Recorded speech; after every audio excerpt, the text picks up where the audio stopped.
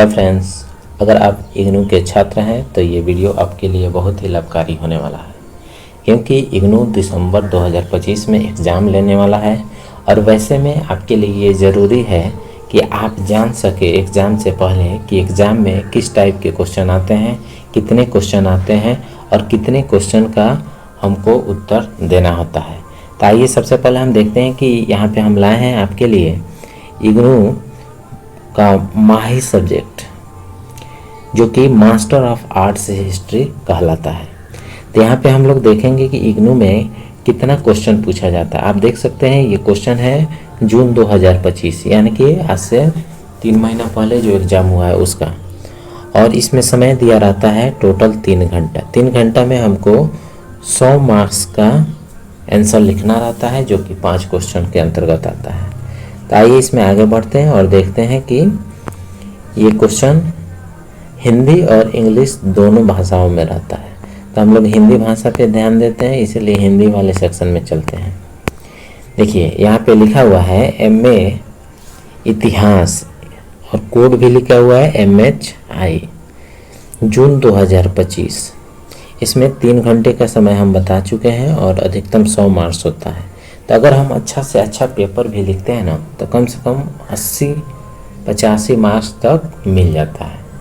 और वो भी लिखने का एक खास शैली होता है, तो उसके बारे में भी हम लोग बात करेंगे अगले वीडियो में। लेकिन उससे पहले आज हम लोग क्वेश्चन देखते हैं कि कैसे क्वेश्चन पूछा जाता है। इसमें आपको नोट दिया रहता है कि लगभग प्रत्येक प्रश्न को 500 शब्दों में लिखना होता है और प्रत्येक भाग से कम 2 प्रश्नों का उत्तर लिखना है। यानी कि 2 भागों में बांटा हुआ है, तो एक भाग से 3 और एक भाग से 2 क्वेश्चन लिखना अनिवार्य है। तो भाग 1 में प्रश्न दिया गया है। पहला प्रश्न है, इतिहास लेखन की ग्रीक और रोमन परंपरा में इतिहास लेखन के उद्देश्य क्या थे, चर्चा कीजिए।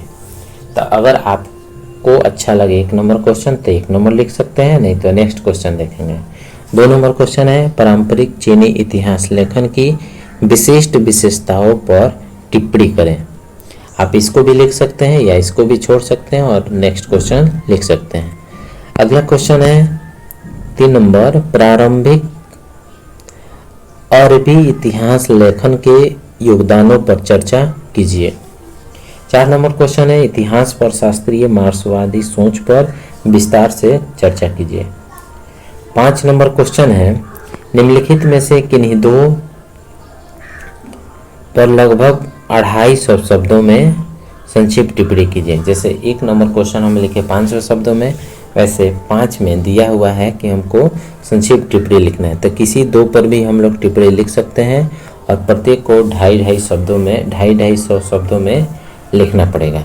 इस तरह भाग क में टोटल 5 प्रश्न हुए, जिसमें से हमको किसी 2 प्रश्न का आंसर लिखना पड़ेगा, या अधिक लिख सकते हैं तो इस भाग से 3 लिख लेंगे और अगले भाग से 2 क्वेश्चन लिख लेंगे। अब भाग ख के प्रश्न को हम लोग देखेंगे। भाग ख में भी 5 प्रश्न दिया है, 6 से लेकर 10 तक। 6ठा नंबर क्वेश्चन है, इतिहास के स्रोत के रूप में पौराणिक वंशावलियों पर टिप्पणी कीजिए। 7 नंबर क्वेश्चन है, अकबर के समय में ऐतिहासिक लेखन की प्रकृति क्या थी, टिप्पणी कीजिए। 8 नंबर क्वेश्चन है, इतिहास लेखन के कैम्ब्रिज स्कूल के उद्भव पर चर्चा कीजिए, क्या यह समय के साथ परिवर्तित हुआ। 9 नंबर क्वेश्चन है, नारीवादी इतिहास लेखन के मुख्य विशेषताओं पर विस्तार से चर्चा कीजिए। और 10 नंबर क्वेश्चन है, निम्नलिखित में से किन्हीं 2 पर लगभग 250 शब्दों में टिप्पणी कीजिए। इसमें पहला है भारतीय इतिहास लेखन में जाति का विचार, दूसरा है श्रम, तीसरा है भारतीय इतिहास लेखन में भारतीय संस्कृति का अध्ययन, और चौथा है इतिहास स्रोत के रूप में समाचार पत्र और पत्रिकाएं। इस तरह यहाँ पे 10 क्वेश्चन हुआ, जिसमें से किन्हीं 5 प्रश्नों का उत्तर देना अनिवार्य है। इससे संबंधित अगर आपको कोई और समस्या हो तो आप कमेंट बॉक्स में लिख सकते हैं। धन्यवाद।